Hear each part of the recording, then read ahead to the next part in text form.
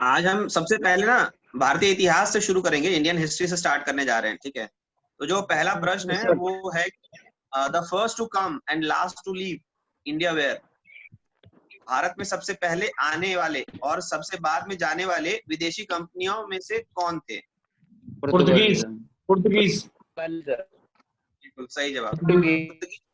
हाँ, पुर्तगीज जो थे वो सबसे पहले कब आए थे, किसी को ध्यान है? Yes sir. 1798। कौन आया था? कौन आया था? Vasco D gamma. Vasco D gamma. हाँ, तो उसकी लड़ाई किससे हुई थी? वास्को डी गामा की लड़ाई कौन से हुई थी? कैलीकट का राजा था, क्या नाम था उसका? जामोरिन। जामोरिन का असली नाम क्या था? जामोरिन तो पोर्तुगीज ने बोला उसका नाम जामोरिन था, उसका असली नाम था समुद्र राय। ठीक है, उसका असली नाम था समुद्र राय।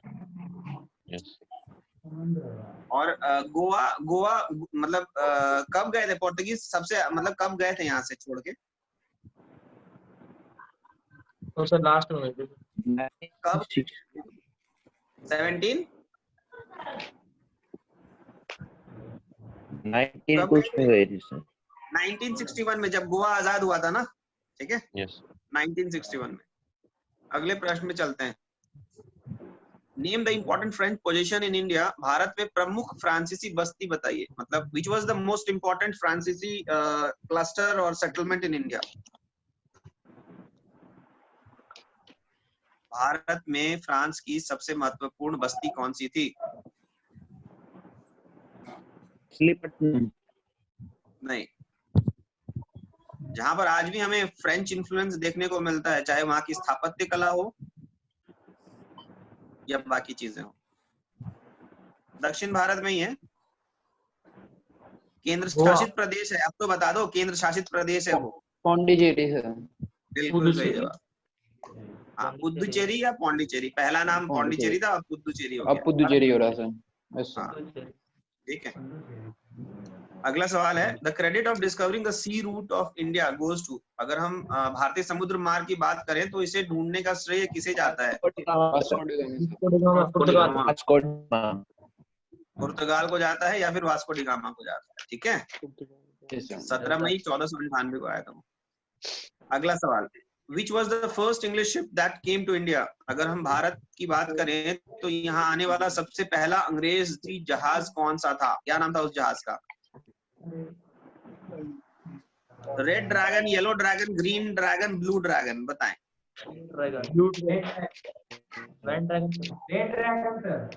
रेड ड्रैगन, ठीक है। भारत आने वाला पहला ब्रिटिश जहाज जो था उसका नाम था रेड ड्रैगन, ठीक है। Red dragon.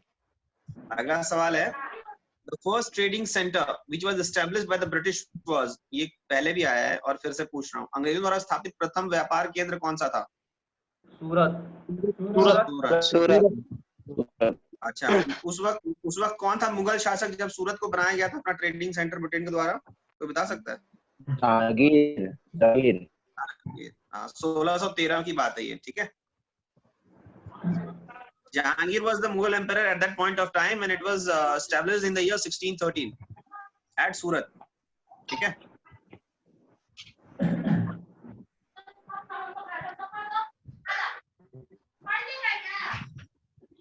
चलिए अगले प्रश्न में चलते हैं। चलिए, तो अगला प्रश्न है in which state is the religious festival Ganesh Chaturthi celebrated with lot of fanfare and enthusiasm.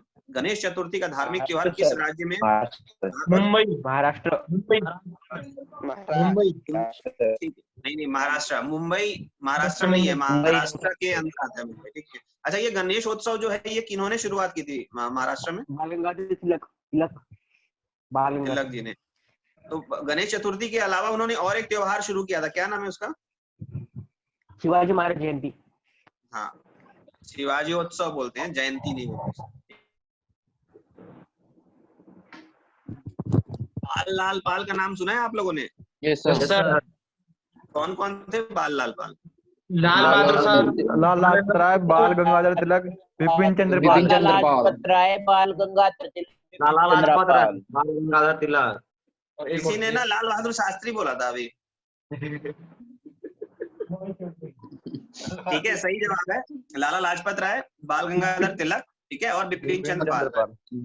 तो इनको ना मतलब गरम दल का नेता कहा जाता था यस सर। तीनों को। Extremist leader. क्या एक्सट्रीमिस्ट?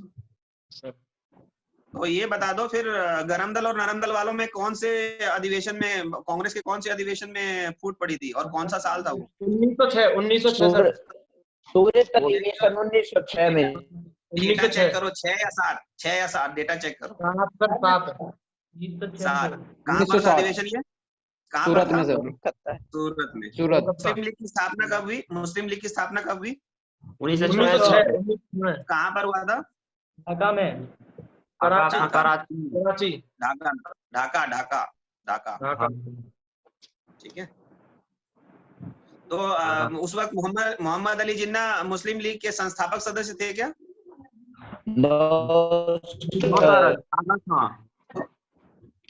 कौन कह रहा है हाँ? कोई हाँ कह रहा है। कौन कह रहा है हाँ? नहीं थे। सर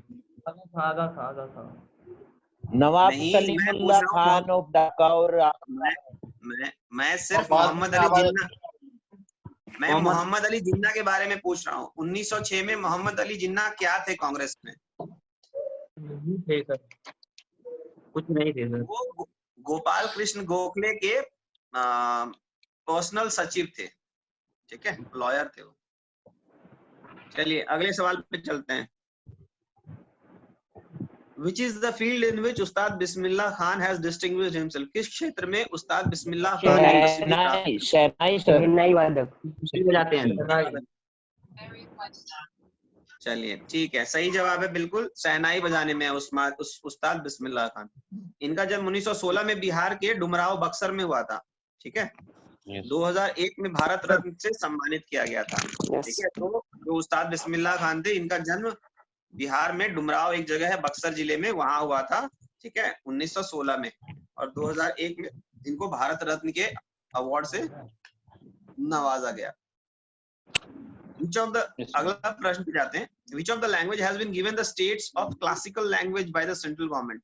क्या हुआ है ना कि अभी तो जो संविधान की 8वीं अनुसूची है उसमें तो 22 भाषाएं हैं ही, इसके अलावा क्लासिकल लैंग्वेज का दर्जा दिया जा रहा है कुछ कुछ भाषाओं को, ताकि गवर्नमेंट उनके लिए एक्स्ट्रा ग्रांट दे ताकि उन भाषाओं का और विकास हो सके, ठीक है। तो ऐसे ही क्लासिकल भाषाओं के रूप में सबसे पहले जो है गवर्नमेंट ने एक भाषा को क्लासिफाई किया है। उस भाषा का क्या नाम है? तमिल तेरिया दे। तमिल दिया जा रहा है सर। तमिल है वो, ठीक है। अक्टूबर 2004 में दिया गया था। और उस वक्त राष्ट्रपति कौन थे ये तो बता दो?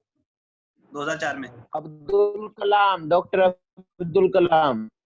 बिल्कुल सही जवाब। चलिए अगले प्रश्न की ओर चलते हैं। Rath Yatra at Puri is celebrated in the honour of. Puri में अगर हम रथ यात्रा की बात करें तो किनके सम्मान में ये आयोजित होता है? जगन्नाथ महाराज। भगवान जगन्नाथ या लॉर्ड जगन्नाथ के उसमें होता है। जगन्नाथ सर, भगवान लॉर्ड जगन्नाथ। बिल्कुल बिल्कुल बिल्कुल। तो भगवान जगन्नाथ जब बीमार पड़ते हैं तो कितने दिन के लिए जाते हैं नानी के घर हर साल? ऑप्शन दीजिए ना। 14, 15, 16, 16, 17, 15, 14 दिन। 14 दिन।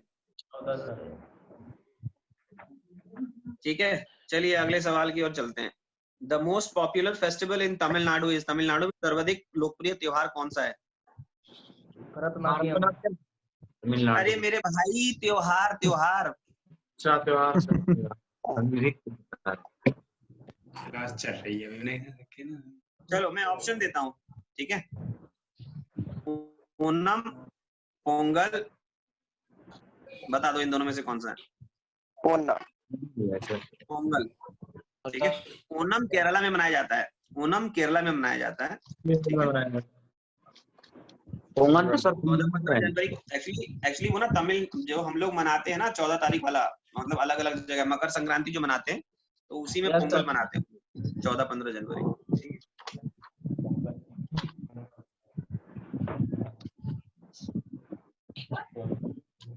अरे ये बताओ तुतीकोरिन पोर्ट कौन से राज्य में है? तुतीकोरिन तमिलनाडु सर, तमिलनाडु। तमिलनाडु, ठीक है। और एगमोर पोर्ट कहाँ पे है? कौन सा सर? केरला एगमोर, सर, एगमोर केरला। तमिलनाडु, ठीक है। एगमोर और तुतीकोरिन दोनों ही तमिलनाडु में है, ठीक है। इनको चेन्नई पोर्ट को डीकंजेस्ट करने के लिए बनाया गया है, ठीक है। चलो, अब हमने भारतीय इतिहास देख लिया। अब हम लोग धीरे से बढ़ते हैं पब्लिक एडमिनिस्ट्रेशन की तरफ, ठीक है, जिसमें पॉलिटी आ जाता है। तो सबसे पहला प्रश्न है, right to education became a fundamental right on, शिक्षा का अधिकार जो है एक मौलिक अधिकार कब बना? डेट बता सकता है कोई? 2006 है। राइट टू एजुकेशन 1 अप्रैल 2010 से इम्प्लीमेंट हुआ था, ठीक है। तो right to education became a fundamental right on 1 April 2010। पहले अप्रैल 2010 से जो शिक्षा का अधिकार है वो फंडामेंटल राइट या फिर मौलिक अधिकार बन गया, ठीक है। चलें आगे। अच्छा, डीपीएसपी जानते हो ना, directive principles of state policy. ये कौन से आर्टिकल से कौन से आर्टिकल तक इंडियन कॉन्स्टिट्यूशन के है? कितने आर्टिकल से कितने आर्टिकल तक डीपीएसपी कहलाता है, directive principles of state policy? 36 से 51, ठीक है। लिख लो ये वाला, 36 से 51 है DPSP, directive principles of state policy. प्रश्न है, in the constitution of India which article mentions about the establishment of welfare state in India? Bharat के संविधान का कौन सा अनुच्छेद भारत को कल्याणकारी राज्य घोषित करने से संबंधित है? कौन कौन से अनुच्छेद हैं भारत के, मतलब डीपीएसपी का? 38-39 बता देता हूँ, ठीक है। 38-39 जो है वो भारत के संविधान का वो अनुच्छेद है जो भारत को कल्याणकारी राज्य घोषित करने से संबंधित है, ठीक है। अच्छा, डीपीएसपी जो है उसके 38 और 39 जो है, they declare India to be an establishment of welfare state, article 38 and 39, ठीक है। अच्छा, डीपीएसपी में जो कुछ भी दिया हुआ है तो क्या वो मैंडेटरी है स्टेट के लिए मानना? मतलब राज्य को मानना ही पड़ेगा, ऐसा है क्या? जरूरी है? नहीं है। एक्चुअली जो फंडामेंटल राइट है ना, ठीक है, वो मैंडेटरी है। मतलब 13 से लेकर के जो 35 का है फंडामेंटल राइट, वो मानना राज्य के लिए जरूरी है, ठीक है। नहीं तो फिर वो सुप्रीम कोर्ट या हाई कोर्ट जा सकता है कोई भी पब्लिक। लेकिन डीपीएसपी में जो कुछ भी मेंशन्ड है वो मैंडेटरी नहीं है राज्य के लिए, माने या ना माने उसके ऊपर डिपेंड करता है, जब तक कि उस पर कोई एक्ट नहीं बन जाता। अगर कोई एक्ट बन जाता है फिर मानना पड़ेगा राज्य को, नहीं तो फिर वो सिर्फ एक सजेशन है राज्यों के लिए, ठीक है। इन Indian constitution fundamental right where taken from the constitution of, अगर हम भारतीय संविधान की बात करें तो ये मौलिक अधिकार जो है किस देश से लिया गया था? America sir. सही जवाब, ठीक है। तो भारतीय संविधान में मौलिक अधिकार जो है वो लिया गया है अमेरिका से, ठीक है। अगले प्रश्न पे जाते हैं। Provisions of citizenship in the Indian constitution became applicable in, अगर हम भारतीय संविधान में नागरिकता की बात करें तो ये प्रावधान किस साल से लागू हो गए? If we talk about the provisions of the citizenship in Indian constitution, by which year it became, मतलब इट वाज एग्जीक्यूटेड? 48, 47, 49, 50, बताओ। 50 से सर। 45। सन 1950 से भारतीय संविधान में नागरिकता के सारे प्रावधान जो हैं वो लागू हुए, ठीक है। अरे जब कॉन्स्टिट्यूशन लागू होगा तभी तो ये लागू होगा, ठीक है। संविधान कब लागू हुआ था बताओ? 26 जनवरी 1950। 1950। सिंपल चीज है, 1950 ही होगा, ठीक है। ये प्रश्नों की तरफ बढ़ते हैं, ठीक है। उसमें सबसे पहला प्रश्न है, depression form due to deflating action of winds are called, पवन की अपवाहन क्रिया, पवन की अपवहन क्रिया के कारण बने गर्तों को क्या कहा जाता है?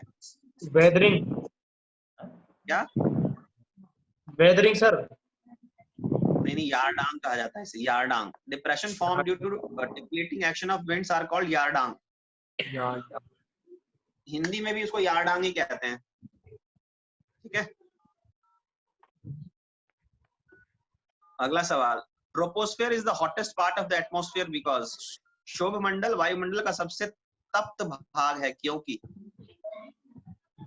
तो सारे वहाँ मौसम वो गैसेज ही आती है सर, वो फार्म हाउस गैसेज, कौन सी गैसेज है सर? सुनो मेरी, अच्छा तुम ही लोग बताना आंसर। मैं पूछ रहा हूँ कि जब सूर्य की किरणें आती हैं तो वो किस रूप में आती हैं, अल्ट्रा या infrared? Infrared. Infrared. Ultra sir, ultra sir. जब टकराती हैं मतलब क्रस्ट से, तो फिर वो वापस जब जाती हैं तो वो क्या रहती हैं, अल्ट्रा या इंफ्रा? वो अल्ट्रा रहती है सर तब। वो अल्ट्रा हो जाती है, ठीक है। तो जो ट्रोपोस्फेयर है ना, वो अल्ट्रा वेव्स को रोकने में सक्षम है, इंफ्रा को रोकने में सक्षम नहीं है। इसीलिए जो टक्कर खा के ऊपर जाती है ना, उसको फिर से वो वापस भेज देती है, इसीलिए सबसे ज्यादा हीटेड रहता है वो, ठीक है। ओके। अगला प्रश्न, density of the earth's atmosphere is highest in the. पृथ्वी के वायुमंडल की अगर हम बात करें तो सर्वाधिक घनत्व कहां पर होता है? ट्रोपोस्फेयर, स्ट्रेटोस्फेयर, ओजोनोस्फेयर, कहां पर होता है? ट्रोपोस्फेयर। क्षोभ मंडल जो है वो सबसे ज्यादा घना है। क्षोभ मंडल या ट्रोपोस्फेयर जो है वो वायुमंडल का सबसे घना पार्ट है, ठीक है। ग्रीन हाउस इफेक्ट से आप क्या समझते हैं? What do you understand by green house effect? कोई बता सकता है?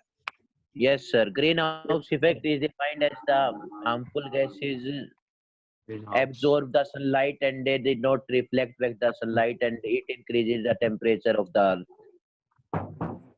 Yeah, that's true, but greenhouse effect, I am talking about greenhouse effect. What all you defined is greenhouse, okay. Gases, what does they do? What is greenhouse effect? I'll tell you, trapping of solar energy due to atmospheric carbon dioxide. वायुमंडल में जो carbon dioxide होता है उसके कारण सौर ऊर्जा का विपणन, ठीक है। Trapping of solar energy due to the presence of carbon dioxide in the atmosphere is called greenhouse effect. वायुमंडल में कार्बन डाइऑक्साइड की प्रेजेंस की वजह से जो सौर ऊर्जा का विपणन होता है उसे हम ग्रीन हाउस इफेक्ट कहते हैं, ठीक है। अगला प्रश्न, imaginary lines joining places with same temperature are called, ठीक है। एक ही तापमान वाले स्थानों को जोड़ने वाली काल्पनिक रेखाएं क्या कहलाती हैं? आइसोथर्म्स। बिल्कुल सही। इसको हिंदी में बोलते हैं समताप रेखाएं।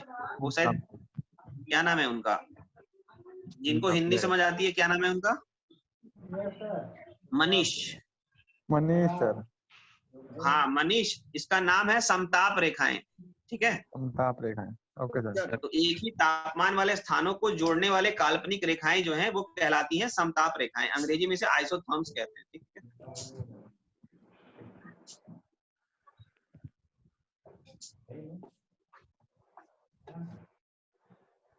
चलिए अगले प्रश्न की तरफ जाते हैं। अब हम थोड़ा सा चलते हैं इकोनॉमिक्स के प्रश्नों की तरफ। हमने भूगोल भी कर लिया, अब अर्थव्यवस्था अर्थशास्त्र की तरफ चलते हैं। पहला प्रश्न है, Indian special economic rules amendment came in the year. भारतीय विशेष आर्थिक नियम संशोधन किस वर्ष में हुआ?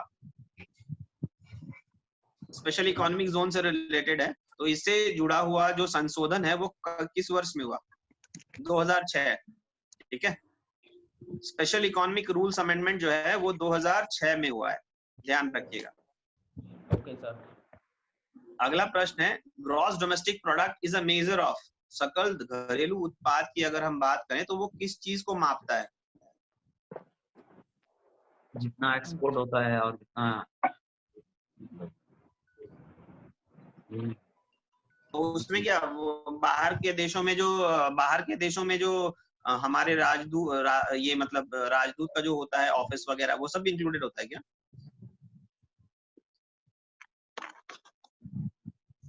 No, GDP sir. के अलावा एक और टर्म होता है जीएनपी, किसी ने सुना है? Gross national product. Yes sir. Yes, sir. ठीक है, तो जीडीपी में जो भारत के अंदर जिस चीज का हम उत्पादन करते हैं, ठीक है, वो होता है। और जब जीएनपी की बात करेंगे ना, तो उसमें जो विदेशों में हमारे राजदूत रहते हैं, जो उनका ऑफिस है, वो भी हमारी ओन्ड प्रॉपर्टी है, पता है? विदेशों में जो हमारा कार्यालय होता है, जहाँ पे राजदूत बैठते हैं, वो हमारी ओन्ड प्रॉपर्टी है, हमारे खुद की प्रॉपर्टी है। तो जीएनपी में वो सारी चीजें इंक्लूड कर देते हैं, ठीक है। Yes sir. पर अभी जीडीपी जान के रखो, GDP is basically a countries domestic economic activity. किसी देश की घरेलू आर्थिक गतिविधियां जो हैं, वो है जीडीपी, ठीक है। किसी भी देश की घरेलू आर्थिक गतिविधि जो वो जीडीपी को रिप्रेजेंट करती है। Countries domestic economic activity basically represents the gross domestic product in a country, ठीक है। अगला प्रश्न, imperial bank was constituted in the year. कौन से अभी करंटली कौन सा बैंक है जिसका कि पुराना नाम है इंपीरियल बैंक? कोई बता सकता है? क्लास में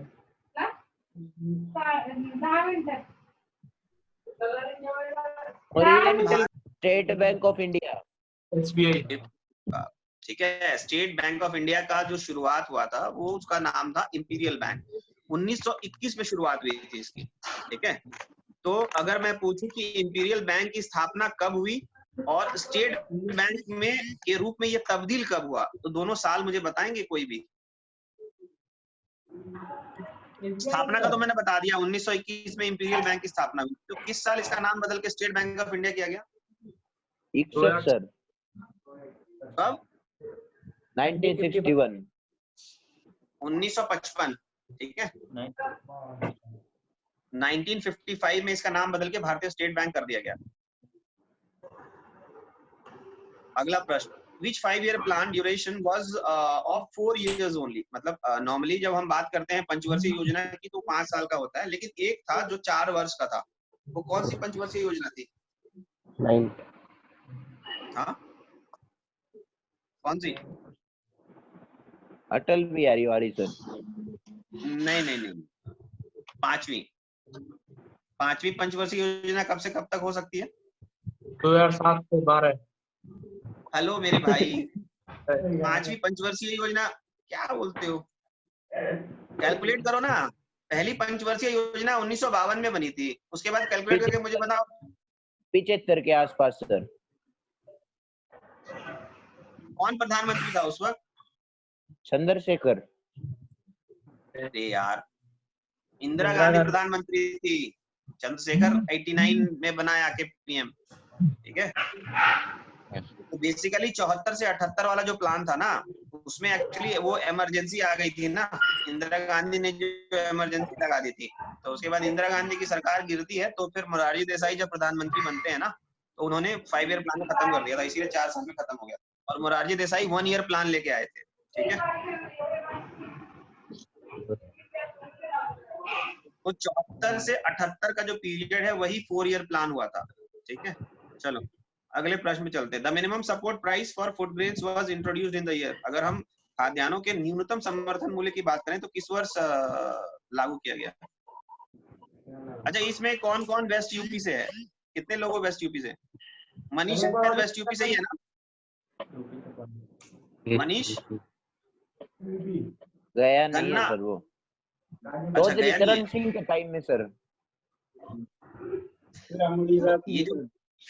ये जो गन्ना है, ठीक है, तो कहते हैं कि ये कहानी गन्ने से ही शुरू होती है। एमएसपी की जो कहानी है गन्ने से शुरू होती है। और साल 1974 में एमएसपी का कॉन्सेप्ट लाया गया था इंडिया में। कौन था प्रधानमंत्री 74 में? चौधरी चरण सिंह, इंदिरा गांधी, ठीक है। 1974 में लाया गया था। और ये जो है ना बीकेयू, भारतीय किसान यूनियन, सुना है नाम? Yes sir. चौटाला नहीं, क्या नाम था भारतीय किसान यूनियन के फाउंडर का? क्या नाम था? टिकैत। सब लोग भूल गए। चौधरी चरण सिंह, उनके यहाँ जाते थे तो उनके पैरों पे गिर जाते थे। क्या नाम था सर? अरे राकेश टिकैत के पिताजी का नाम क्या था? शामली, मुजफ्फरनगर। महेंद्र सिंह टिकैत नाम था उनका, ठीक है। अपने दादाजी वगैरह से पूछना महेंद्र सिंह टिकैत का नाम। चलो अगले सवाल पे चलते हैं। अब हम आ जाते हैं करंट अफेयर्स पे, जिसमें कि सारे प्रश्न जो है वो डिफेंस से रिलेटेड होंगे, ठीक है।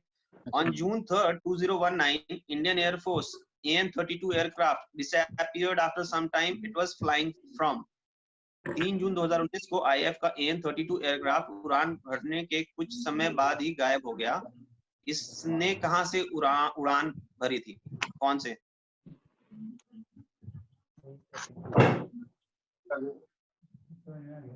तेजपुर, असम, ठीक है। अरुणाचल में क्रैश हुआ था, ध्यान होगा तुम लोगों को। तो अरुणाचल में क्रैश हो गया था AN-32। हाँ, मिला नहीं था उसका, फिर बाद में बहुत दिनों बाद मिला था। असम में तेजपुर से उड़ा था ये, ठीक है। मलबा अरुणाचल में मिला था। 13 लोगों की जान चली गई थी इसमें। Who became the first Indian woman to fly Hawk Jet recently? अगर हम Hawk Jet हेलीकॉप्टर की बात करें, Hawk Jet क्या है पता है किसी को?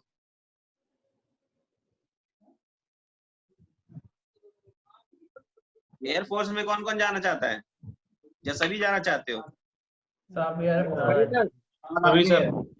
सभी जाना चाहते हो। तो जो पायलट की पहली मतलब ट्रेनिंग होती है ना, सबसे पहले, ठीक है, सिमुलेशन के बाद सबसे पहले उसको फिजिकली उड़ाने के लिए हॉक ही दिया जाता है।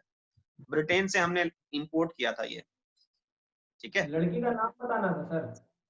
लड़की का नाम अब बताता हूँ ना मैं, पहले तो तुम्हें पूरी भूमिका बता दूं, उसके बाद अगर कभी सवाल आया कि हॉक जेट कहाँ से आया था, तो वो ब्रिटेन से आया था, ठीक है। तो who became the first Indian woman to fly Hawk Jet recently? हाल ही में हॉक जेट उड़ाने वाली पहली महिला कौन बनी? नाम बताओ। मोहाना सिंह। करेक्ट जवाब, मोहाना सिंह, ठीक है। तो अगर मैं MiG-21 की बात करूं, तो MiG-21 को उड़ाने वाली सबसे पहली महिला कौन बनी? क्या सर, फिर से एक बार। फ्लाइंग कॉफिन कौन से प्लेन को कहा जाता है? एयरफोर्स के कौन से प्लेन को फ्लाइंग कॉफिन कहा जाता है?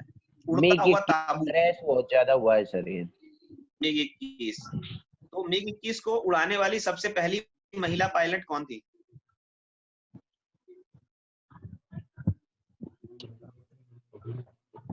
भावना कंठ, ठीक है। MiG-21 उड़ाने वाली सबसे पहली जो महिला थी उसका नाम है भावना कंठ। अगला सवाल, Where did the ICGS Indian Coast Guard ship विग्रह decommissioned? ICGS विग्रह को डिकमीशन कहां पर किया गया? कौन से पोर्ट पे? विशाखापत्तनम, कोच्चिन, मझगांव, चेन्नई। कोच्चि सर। विशाखापत्तनम। विशाखापत्तनम। विशाखापत्तनम, ठीक है। ICGS विग्रह को डिकमीशन विशाखापत्तनम पोर्ट पे किया गया 1990 में। नहीं, डिकमीशन अभी किया गया रिसेंटली, ठीक है। इसका कमीशन हुआ था 1990 में। अगला प्रश्न है, mission Chandrayaan 2 will be launch from which rocket? Mission Chandrayaan 2 जो है वो किस रॉकेट से लॉन्च किया जाएगा?